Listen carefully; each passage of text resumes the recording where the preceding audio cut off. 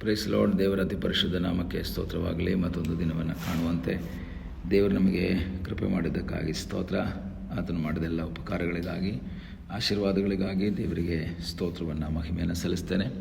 ಇಂದಿನ ವೇದ ಅಧ್ಯಯನಕ್ಕಾಗಿ ಒಂದು ವಾಕ್ಯವನ್ನು ಓದಿಕೊಳ್ಳೋಣ. ಕೀರ್ತನೆಗಳು 18:35 ವಾಕ್ಯ. ನೀನೇ ನನಗೋಸ್ಕರ ಗುರಾಣಿಯನ್ನು ಹಿಡಿದು ರಕ್ಷಿಸಿದ್ದಿ, ನಿನ್ನ ಬಲಗೈ ನನಗೆ ಆಧಾರ, ನಿನ್ನ ಕೃಪಾ ಕಟಾಕ್ಷವು ನನಗೆ ದೊಡ್ಡ ಸ್ಥಿತಿಯನ್ನು ಉಂಟು ಮಾಡಿದೆ. ದಾವೀದನು ತನ್ನ ಅನುಭವವನ್ನು ತನ್ನ ಕೀರ್ತನೆಯ ಮೂಲಕ ಬರೆದಿರುವುದನ್ನು ನಾವು ಗಮನಿಸಬಹುದು. ತನ್ನ ವೇದನೆಯನ್ನು ಹಂಚ್ಕೊಳ್ತಾನೆ, ತನ್ನ ಕಷ್ಟವನ್ನು ಹಂಚ್ಕೊಳ್ತಾನೆ, ತನ್ನ ಇಕ್ಕಟ್ಟನ್ನು ಹಂಚ್ಕೊಳ್ತಾನೆ, ಶತ್ರುಗಳ ವಿರೋಧವನ್ನು ಹಂಚ್ಕೊಳ್ತಾನೆ. ಹಾಗೆ ಅನೇಕ ರೀತಿಯ ಕಾರ್ಯಗಳನ್ನು ಅವನು ಹಂಚ್ಕೊಳ್ಳೋದನ್ನು ನಾವು ನೋಡ್ಬೋದು. ಇಲ್ಲಿ ದಾವೀದ ಹೇಳ್ತಾನೆ, ನೀನೇ ನನಗೋಸ್ಕರ ಗುರಾಣಿಯನ್ನು ಹಿಡಿದು ರಕ್ಷಿಸಿದ್ದಿ. ದೇವರ ವಾಕ್ಯವನ್ನು ಗಮನಿಸುವಾಗ ದಾವೀದನು ಅಣ್ಣಂದಿರ ಕ್ಷೇಮ ಸಮಾಚಾರವನ್ನು ವಿಚಾರಿಸುವುದಕ್ಕಾಗಿ ಯುದ್ಧ ಸ್ಥಳಕ್ಕೆ ಬರ್ತಾನೆ. ಅದು 1 ಸಮುವೇಲ 17ನೇ ಅಧ್ಯಾಯದಲ್ಲಿ ನಾವು ಅದನ್ನು ಗಮನಿಸ್ತೇವೆ. ಯುದ್ಧ ಸ್ಥಳಕ್ಕೆ ಬಂದಾಗ ಗೋಲಿಯಾತನು ಚಾಲೆಂಜ್ ಮಾಡ್ತಾ ಇದ್ದಾನೆ, ನಿಮ್ಮಲ್ಲಿ ಯಾರಾದರೂ ಒಬ್ಬರು ಬರಲಿ, ನನ್ನನ್ನು ಸೋಲಿಸೋದಾದರೆ ನಾನು ನಿಮಗೆ ಗುಲಾಮರಾಗ್ತೀವಿ ಎಂಬುದಾಗೆಲ್ಲ ಅವನು ಚಾಲೆಂಜ್ ಮಾಡ್ತಾ ಇರುವಂಥ ಒಂದು ಸಮಯದಲ್ಲಿ ನಮಗೆ ಗೊತ್ತು, ಆ ಸನ್ನಿವೇಶ ನಮಗೆಲ್ಲ ಪರಿಚಯ ಇದೆ. ಯುದ್ಧ ಮಾಡುವುದಕ್ಕಾಗಿ ಹೋಗ್ತಾನೆ. ದಾವೀದನ ಕೈಯಲ್ಲಿ ಯಾವುದೇ ಆಯುಧಗಳಿಲ್ಲ. ಅವನ ಕೈಯಲ್ಲಿ ಕುರುಬರ ಪದ್ಧತಿಯ ಪ್ರಕಾರ ಇರುವಂತಹ ಕವಣೆ, ಸ್ವಲ್ಪ ಕಲ್ಲು ಮಾತ್ರ ಅವನ ಕೈಯಲ್ಲಿದೆ. ಆದರೆ ಗೋಲಿಯಾತನು ಎಲ್ಲ ರೀತಿಯ ಆಯುಧಗಳನ್ನು ಇಟ್ಕೊಂಡಂತಹ ವ್ಯಕ್ತಿ.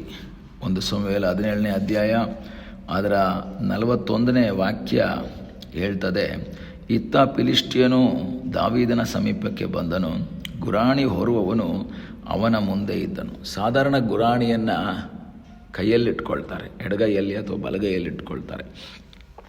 ಆ ಗುರಾಣಿ ಇಟ್ಕೊಂಡು ಅವರೇ ಇಟ್ಕೊಳ್ಬೇಕು, ಅವರೇ ಇಟ್ಕೊಂಡು ಯುದ್ಧ ಮಾಡಿ. ಆದರೆ ಇಲ್ಲಿ ನನ್ನ ಅಭಿಪ್ರಾಯ, ಇವನ ಕೈಯಲ್ಲಿ ಆಯುಧಗಳು, ಈಟಿ, ಕತ್ತಿ ಎಲ್ಲ ಇದ್ದಾವೆ.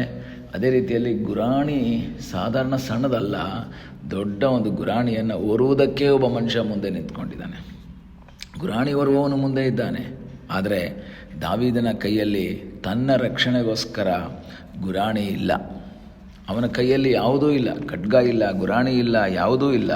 ಆದರೆ ದೇವರ ವಾಕ್ಯದಲ್ಲಿ ನಾವು ನೋಡ್ತೀವಿ, ಈ ಯುದ್ಧವನ್ನು ಮಾಡಿ ಅವನ ಮುಂದೆ ಬಂದಾಗ ನಾವು ನೋಡ್ತೇವೆ, ದೊಡ್ಡ ಜಯವನ್ನು ಅವನು ಹೊಂದ್ಕೊಳ್ತಾನೆ. ಮಾತ್ರವಲ್ಲ, 28ನೇ ಕೀರ್ತನೆ 7ನೇ ವಾಕ್ಯದಲ್ಲಿ ದಾವೀದನು ಹೇಳ್ತಾನೆ, ಯೆಹೋವನು ನನಗೆ ಬಲವೂ ಗುರಾಣಿಯೂ ಆಗಿದ್ದಾನೆ, ನಾನು ಆತನಲ್ಲಿ ಭರವಸೆ ಇಟ್ಟೆ. ಸಾಧಾರಣ ಗುರಾಣಿ ಇಟ್ಕೊಳ್ಳೋದು ಯಾಕೆ? ಅದರ ಮೇಲೊಂದು ಭರವಸೆ ಇಟ್ಕೊಂಡು ಇದು ನನ್ನನ್ನು ಕಾಪಾಡುತ್ತೆ. ಆದರೆ ದೇವರ ವಾಕ್ಯದಲ್ಲಿ ದಾವೀದನು ಹೇಳ್ತಾನೆ, ನಾನು ಆತನಲ್ಲಿ ಭರವಸೆ ಇಟ್ಟೆ, ನನಗೆ ಸಹಾಯವು ಉಂಟಾಯಿತು. ಪ್ರಿಯ ದೇವರ ಮಕ್ಕಳೇ, ನಮಗೆ ಗುರಾಣಿಯಾಗಿರುವಂತಹ ಒಬ್ಬ ದೇವರಿದ್ದಾನೆ. ಶತ್ರುವಾದ ಸೈತಾನನು ಅನೇಕ ರೀತಿಯ ಆಯುಧಗಳನ್ನು ಅಥವಾ ಅನೇಕ ರೀತಿಯ ಬಾಣಗಳನ್ನು ನಮ್ಮ ಮೇಲೆ ಉಪಯೋಗಿಸುವಾಗ ನಮಗೆ ಗುರಾಣಿಯಾಗಿ ನಿಂತಿರುವ ಒಬ್ಬ ದೇವರಿದ್ದಾನೆ. ಕಳೆದ ದಿನಗಳಲ್ಲೆಲ್ಲ ಶತ್ರುವಿನ ಬಾಣಗಳು ನಮ್ಮನ್ನು ತಾಕದೇ ಇದ್ದದ್ದು, ನಮ್ಮ ಮೇಲೆ ನಾಟದೇ ಇದ್ದದ್ದು, ಶತ್ರು ಬಾಣ ಬಿಡದೇ ಇದ್ದದ್ರಿಂದಲ್ಲ, ಶತ್ರು ಬಾಣ ಎಸೆಯುವುದಕ್ಕೆ ಮರೆತು ಹೋದದ್ರಿಂದಲ್ಲ, ಅವನು ಬಿಟ್ಟಂಥ ಬಾಣವನ್ನು ಗುರಾಣಿಯಾಗಿ ನಿಂತುಕೊಂಡು ತಡೆದಂತಹ ಒಬ್ಬ ದೇವರಿದ್ದಾನೆ. ಆ ದೇವರ ಸಹಾಯದಿಂದ ನಮ್ಮ ಜೀವಿತದಲ್ಲಿ ನಾವು ಆಶೀರ್ವಾದ ಹೊಂದಿದ್ದೇವೆ. ಯೆಹೋವನು ನನಗೆ ಬಲವೂ ಗುರಾಣಿಯೂ ಆಗಿದ್ದಾನೆ. ಮಾತ್ರವಲ್ಲ, 18:35 ಆತನು ಹೇಳ್ತಾನೆ, ನೀನೇ ನನಗೋಸ್ಕರ ಗುರಾಣಿಯನ್ನು ಹಿಡಿದು ರಕ್ಷಿಸಿದ್ದಿ. ಇವತ್ತು ದೊಡ್ಡ ಸ್ಥಿತಿಯಲ್ಲಿದ್ದಾನೆ, ಉನ್ನತವಾದ ಅನುಭವದಲ್ಲಿದ್ದಾನೆ, ರಾಜನಾಗಿ ಸಿಂಹಾಸನದ ಮೇಲೆ ಕೂತಿದ್ದಾನೆ.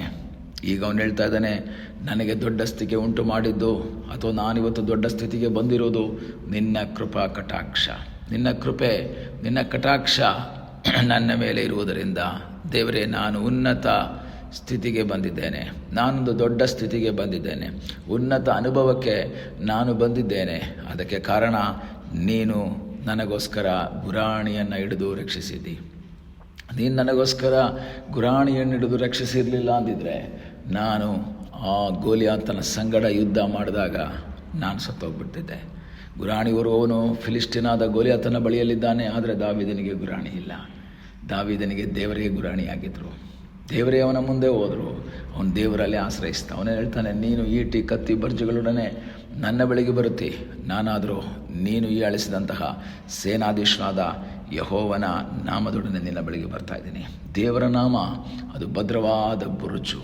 ಅದೊಂದು ಗುರಾಣಿಯಾಗಿ ನಿಂತುಕೊಂಡು ಆ ದಾವೀದನನ್ನು ರಕ್ಷಿಸಿದರೆ, ಈ ದಿವಸ ದೇವರಲ್ಲಿ ಭರವಸೆ ಇಡುವಂಥ ದೇವರ ಮಗುವೆ, ನಿನಗೆ ಗುರಾಣಿಯಾಗಿ ನಿಂತು ನಿನ್ನನ್ನು ರಕ್ಷಿಸುವ, ನಿನಗೆ ಸಹಾಯ ಮಾಡುವ, ನಿನಗೆ ಬಿಡುಗಡೆಯನ್ನು ಕೊಡುವ ಒಬ್ಬ ಸರ್ವಶಕ್ತನಾದ ದೇವರಿದ್ದಾನೆ. ಆ ದೇವರ ಮುಖವನ್ನು ನೋಡು, ಆ ದೇವರಲ್ಲಿ ಆಶ್ರಯಿಸು. ಆತನು ನಿನಗಾಗಿ ಅದ್ಭುತವನ್ನು ಮಾಡುವಂತಹ ಸರ್ವಶಕ್ತನಾದಂತಹ ದೇವರಾಗಿದ್ದಾನೆ. ನಿನಗೆ ಸಹಾಯ ಮಾಡುವ ಒಬ್ಬ ಒಳ್ಳೆಯ ಯುದ್ಧ ವೀರನಾಗಿ ಆತನು ನಿನ್ನ ಬಳಿಯಲ್ಲಿದ್ದಾನೆ. ಹೌದು, ನಮ್ಮನ್ನು ರಕ್ಷಿಸಿದ್ದು ದೇವರ ಕೃಪೆ. ನಾವಿವತ್ತು ಉನ್ನತ ಸ್ಥಿತಿಗೆ ಬಂದಿರೋದು ದೇವರ ಕೃಪಾ ಕಟಾಕ್ಷ. ಆ ದೇವರ ಕೃಪೆಯಲ್ಲಿ ಆಶ್ರಯಿಸಿ ಮುಂದೆ ಸಾಗೋಣ. ಕಣ್ಣುಗಳನ್ನ ಮುಚ್ಚೋಣ, ಪ್ರಾರ್ಥಿಸೋಣ. ನಮ್ಮನ್ನು ಬಹಳವಾಗಿ ಪ್ರೀತಿ ಮಾಡುವ ಪರಲೋಕದ ತಂದೆಯಾದ ದೇವರೇ, ಈ ಸಮಯದಲ್ಲಿ ಮತ್ತೊಂದು ಆವರ್ತನಿಸಲು ಬಂದಿದ್ದೇವೆ. ದೇವರೇ, ನಿನ್ನ ಕೃಪಾ ಕಟಾಕ್ಷ ನಮ್ಮನ್ನು ದೊಡ್ಡ ಸ್ಥಿತಿಗೆ ತಂದಿದೆ ಸ್ವಾಮಿ. ದೇವರೇ, ಶತ್ರುವಾದ ಸೈತಾನ ಬಿಟ್ಟ ಬಾಣಗಳನ್ನು ದೇವರೇ ತಡೆಯುವಂಥ ರೀತಿಯ ಗುರಾಣಿಯಾಗಿ ನಮ್ಮ ಸಂಗಡ ನಿಂತು ನಮ್ಮನ್ನು ಆಶೀರ್ವಾದ ಮಾಡಿದಂತಹ ನಿನ್ನ ಮಹಾಕೃಪೆಗಾಗಿ ಸ್ತೋತ್ರ. ನಮ್ಮನ್ನೇ ನಿನ್ನ ಪಾದ ಬಳಿಗೆ ಒಪ್ಪಿಸ್ತೇವೆ. ನಿನ್ನ ಕೃಪೆಯಲ್ಲಿ ಆಶ್ರಯಿಸಿ ಮುಂದೆ ಸಾಗುವಂತೆ ನೀನೇ ನಮಗೆ ಸಹಾಯ ಮಾಡು. ಪ್ರಾರ್ಥನೆಯನ್ನು ಕೇಳೋದಕ್ಕಾಗಿ ಸ್ತೋತ್ರ. ಯೇಸುವಿನ ನಾಮದಲ್ಲಿ ತಂದೆಯೇ, ಆಮೇನ್. God bless you.